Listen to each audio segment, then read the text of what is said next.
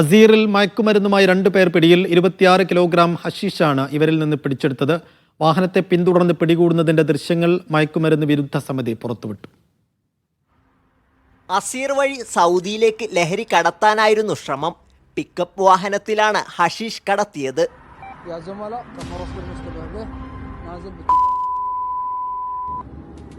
മണിക്കൂറുകൾ പിന്തുടർന്ന് രഹസ്യമായി കെണിയൊരുക്കി. മയക്കുമരുന്ന് വിരുദ്ധ സമിതിയുടെ സഹായത്തോടെ രഹസ്യ പോലീസാണ് ഇവരെ പിടികൂടിയത്.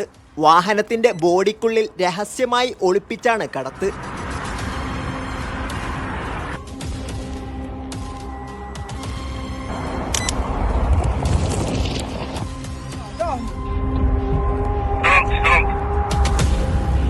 പങ്കാളികളായ 2 സ്വദേശികളെ അറസ്റ്റ് ചെയ്തു.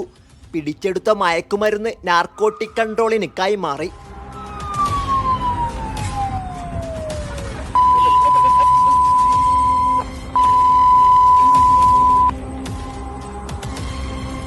ചെറുതും വലുതുമായ എല്ലാത്തരം ലഹരി കടത്തും ഉപയോഗവും ശക്തമായ ശിക്ഷ ലഭിക്കുന്ന കുറ്റമാണെന്ന് അധികൃതർ ഓർമ്മിപ്പിച്ചു. Sabith Saleem, media 1, Jeddah.